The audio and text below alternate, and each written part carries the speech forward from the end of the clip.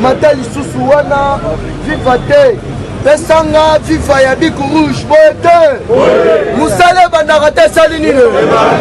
Babengi tous les généraux na kingakati ata généraux moko akeyi kuna. Balobi na ye papa tikela biso makele. Awa na yoki auti koloba keno azozongela ko siéger. Au siéger na Sénat, au siéger na Sénat te yeba keno mugama. Il ne peut se vivre. Greffier, il y a ce pays, na Kinshasa.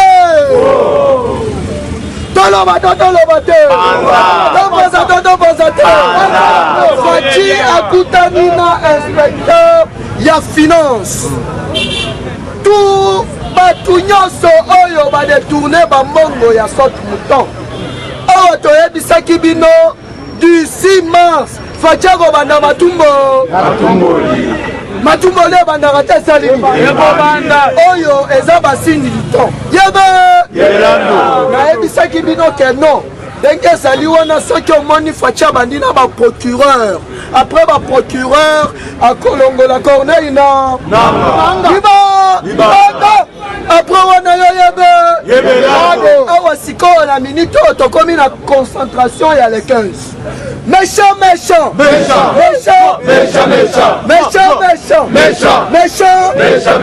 Il n'est pas se vivant. Tombola la baba ngaba. Banusaki yango bakosilisa yango. Oh Mike Pompeo boyena bo. Awa ndenge na loba na bino. Porte-parole ya Mike Pompeo na Ethiopie. C'est produit bakutana na Fachibe. Na niveau ya Ethiopie. Alors il faut tomber diplomatie. Yo Peter Pom kende na gauche ngana ke na droite. To sanga na tête to salini.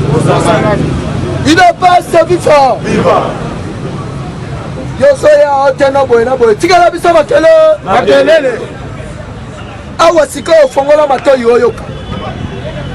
Les 146 sociétés ya Hippolyte Kanambe na minito na zoya bisaya binyaki bango biko. Yo bule bazolela ni. Awa sikoyo okoyeba. Tina ba depo ya ba flisco ba maputa ba mama zokandeza la kayakabi. Il ne peut se vivre. Totanga te. Il ne peut se vivre. Awa tokendaki kolukela bino liste ya 146 sociétés oyo déjà bakangi. Plainte mikolo yo mutu aza na pointe ya bifunda tocheli bango kaka maître Dimi Mukendi futur procureur général de la République. Nous banome te mutu aza na nwana mwana wana Benolo. Awa sikoyo ndenge sabo eza Moïse. Awa sikoyo ka ndenge ezali wana audit ya ba manifestation nyonso kobanda 2006 kino 2018 audit bandara te salini yo salaka ba jeune Fatia ndenge ezana il faut ba auditionner mbongo ya 59 zokande de place oyo muzitu ayibaka mbongo ebe mbongo ya francophonie plus matata mpanyo de tourna mbongo ebe awa sikoyo binyaki bango bikoki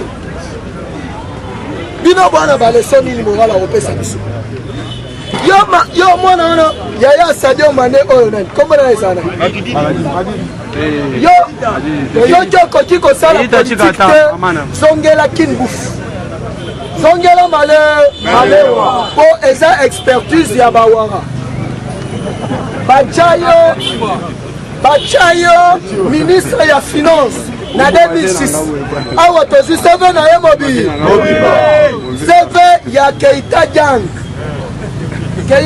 ya Sadio Mandela na 2006 azala ministre ya finance provinciale ya ville Kinshasa ya André Kimbuta azala directeur général ya Ecofin il fit limogé par Hippolyte Kanambe Kasembere pour un détournement, il y a 146 000 $ américains. Il est prêt, c'est vivant. Awa bango nyoso, okoyoka déclaration, à votre rotananu, mieux votre robelananu, makambu ya mutuya ya ba nomination, boete. Totanga bakongo, totanga te. Mieux votre totanga nanu bakongo, oye. Comme ça, oye, boete. Otanga ngo pose salia. Venga to sala rasenko par rapport. Awa tofandi kaka boye avant boule banda po elongola batrace nyonso ya kabangelu tomoni na RTNC flash bala moko bakataka signal te basalini bakati yango tofandeli bango mama na coussin na internet tolobi awa ti bakobwa totalaka boye ordonnance présidentielle ordonnance procureur général près de la cour de cassation magistrat Mukomo Victor qui remplace Flori Kabangenou. Il devait se vivre. Procureur général près des conseils des magistrats, près des conseils d'État, magistrat Telazela Octave, Azalinies, il y a tout premier secrétaire, il y a eu de peste, pour le Tobengi nettoyant Congo. Yébelado, il est pas ce vivant, chef d'état-major au poste de premier président de la Cour de cassation. Donc, la Cour de cassation, wana sikoyo bache papa Dominique Tambwe wakani yebelado pe wana chaka balineta le sikoyo basi interview alobi IDPS a milité pour la aventure mais ton militaire pour l'état de donc ceux qui sont le bon ressentir maintenant au papa Tshisekedi alobi maintenant on va aider le chef de l'État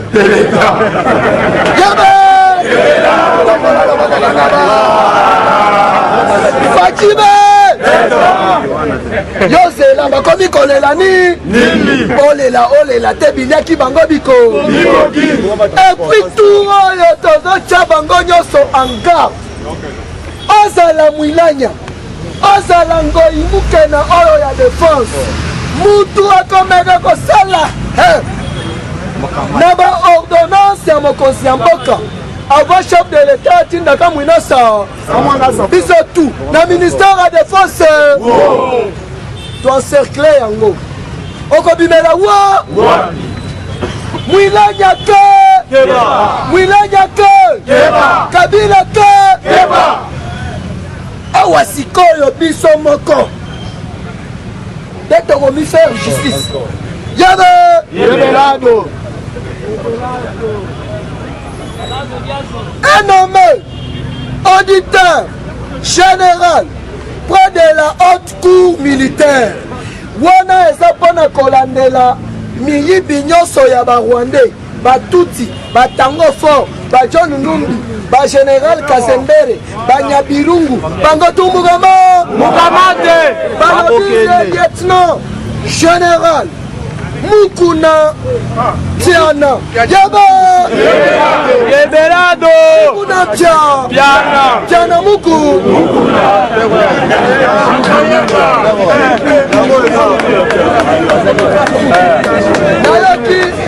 Nayoki kati komoko ya bango ndengani Fachi a joué na géopolitique te mais batia déjà mutu ya bako papa toza en Afrique donc eza wana Dominique Ntambo wakaniki bakobanda kobengana na général Mukuna tia alors Tambwe alors Tiana abwako bijimu tukwata bawande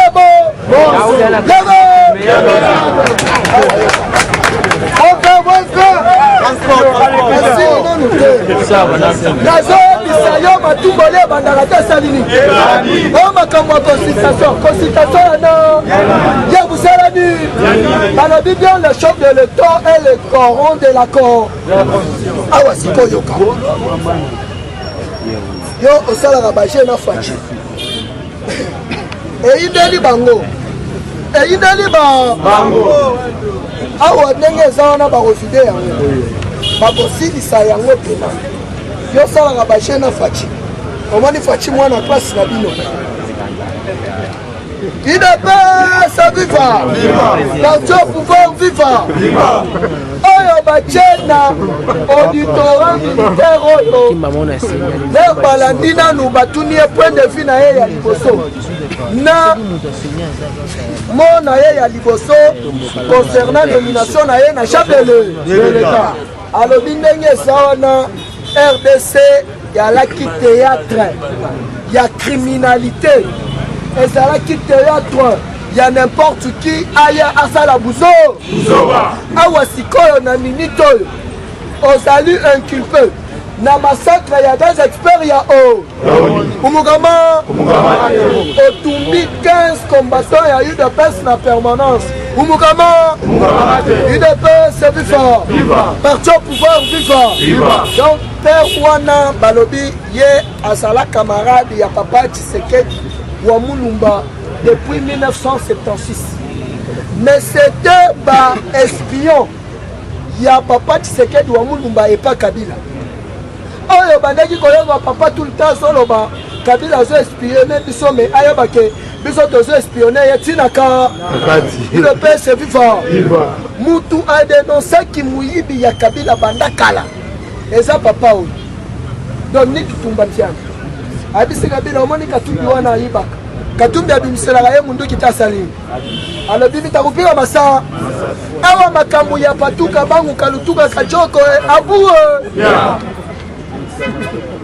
awe komi kaka ndenge ezali wana nani piano muto muyikile ni fo idete sabifa oya répondre tuka fuba yiki yebe lako donc wana je ezabongo kosala bajete donc ndenge ezali wana bato wana basali biso boye kosala bajete awa nazoyebisa yo le faci azoya awa mutu nani ya liboso ya kokanga lwaka nyingi deve ya safrikasi DG ya OVD bango tumukama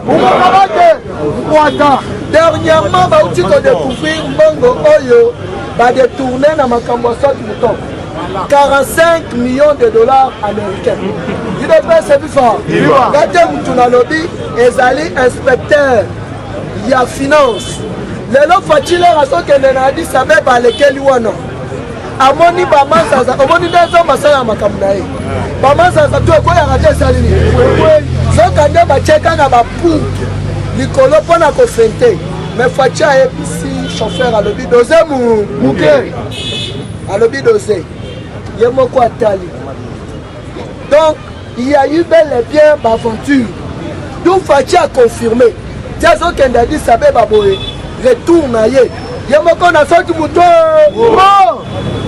inspection générale ye moko idepese bifa mututu oyo akozala inculpé donc il suffit kaka apengi kaka mbala moko Dominique Ntambo wakani osha oyoka touché boye tous les bato wana nalingi nayoka keno baza na selemba oyo nze idepese bifa mais avant on a bien qu'il y a un souci il y a États-Unis d'Amérique il faut pas nettoyer fichier il y a justice leur justice est pour ça la bien leur de combattre la corruption il y a un investisseur qui n'est pas mais tant que tu combattes la corruption investisseur a mis mon moyen pour yo FCC au bandako ibayembo akolinga yango faci akolinga yango faci alobi fini la récréation UDPS viva awa avant kende ayebisi Benoît Lwamba papa yo na cabinet na yo soki nazongi Addis Abeba bongisa déjà lettre na yo ya démissionnaire UDPS bifa wana omata okita moto akozala wana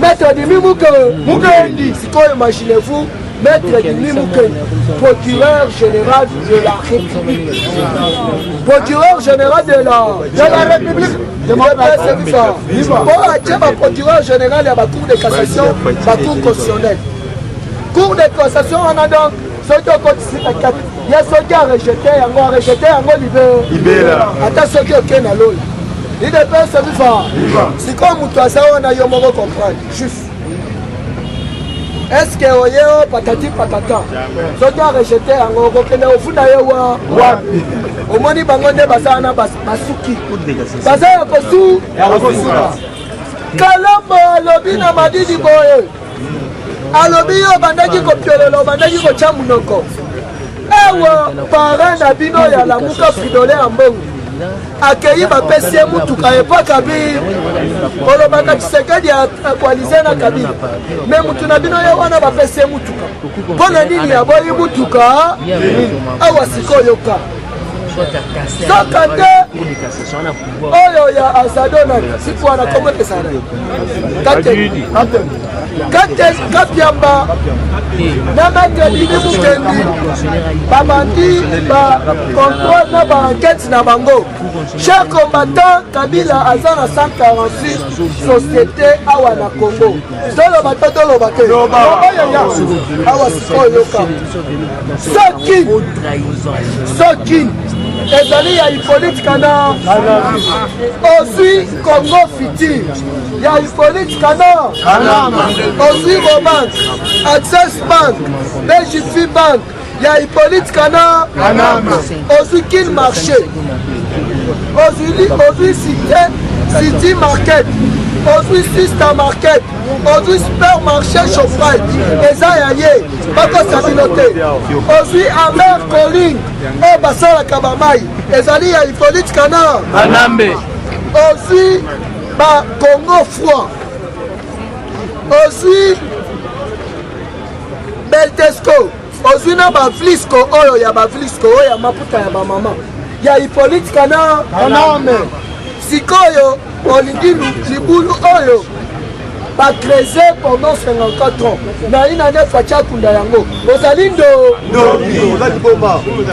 oza pena frendoki UDPS viva yo madidi ozala 2 fois député provincial eloko nini osala deja na lukulu ata cabine téléphonique ya pamba ezali yo oyo bisuma foto na ozala ministre ya économie ya Kabila ozala premier ministre na ye Shebino otongani UDPS viva awa sikoyo ka basociété nyonso na minute oyo bapesi bango déjà 6 mois barégularize makambo ya baimpôt na bango nyonso parce que ndenge ezali wana monsieur Moïse Morerens azali portugais oyo à investir na niveau ya Angola. Il a travaillé là pendant 20 ans. Basemuli nyonso oyo ya lufu baloso oyo ya lufu mutu asalaka biloko wana ezali portugais oyo tobengi na kombo ya Moïse Morerens na Kinshasa. UDPS viva ndenge sana akotonga nanu usine na ye agroalimentaire oyo akobanda kotransforme baloso basemoule ekobanda kose produire na République démocratique du Congo. Alobi kutu terre ya Angola eza pena fertilité mais à cause ya engrais chimique to produira du moins plus de 200 tonnes par an. Mais Congo oyo ezali na terre moko fertile obwaki kaka graine ya malafuma papier boye après 2 jours elona marate soni elonani awa na minute oyo aye basigné déjà protocole d'accord UDPS viva d'ici début mars nazoyebisa yo bango na babiloko na bango tuna Kinshasa mais alobi avant wana il faut pena basaki ya basemoule na baloso akoravitaye Congo ande yoyebe Sophie Witness oyebi aye na bonne nouvelle lisusu na juin 2020 oyo roi ya Belgique na Congo moi Philippe azoya yo wa Philippe ayebi yo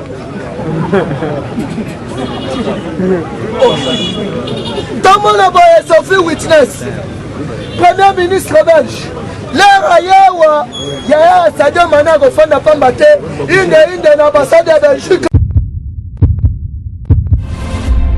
Eshima, votre magazine qui bat au rythme de l'actualité. Une réponse à vos besoins en information, un éclairage dans divers domaines. Impartial, documenté, instructif. Eshima au cœur de l'info. Retrouvez la nouvelle édition. Exclusivité. Sakumbi Molendo, le réformiste qui vient stopper l'hémorragie, suspension des fonctionnaires peu intègre, numérisation des titres fonciers et climat de confiance avec les collaborateurs, le nouveau gestionnaire des terres congolaises fixe les nouvelles règles de jeu. Focus, Lambert Mindi, Omalanga, le souverainisme comme un dogme. Redressement délaissé, Tomaluaka Losenjola, l'homme de la situation. Dossier Eshima, fini les vacances, vive les rentrées. De la politique au judiciaire, en passant par les scolaires, les derniers trimestres de l'année 2019 en RDC est décoiffant. Économie, PCC, un cadre des rétrocommissions et détournements à passer au peine fin. Découverte, Claude Ibalanki et Colomba, les coordonnateurs du MNS au centre de l'action de Félix Tshisekedi dans le Grand Lac. Les dialogues et pour parler en RDC qu'en tire le peuple. Tubaou, la clé de la mythologie kassaïenne. Retrouvez l'intégralité du magazine Eshima dans les kiosques. Eshima Magazine, un nouveau standard d'information.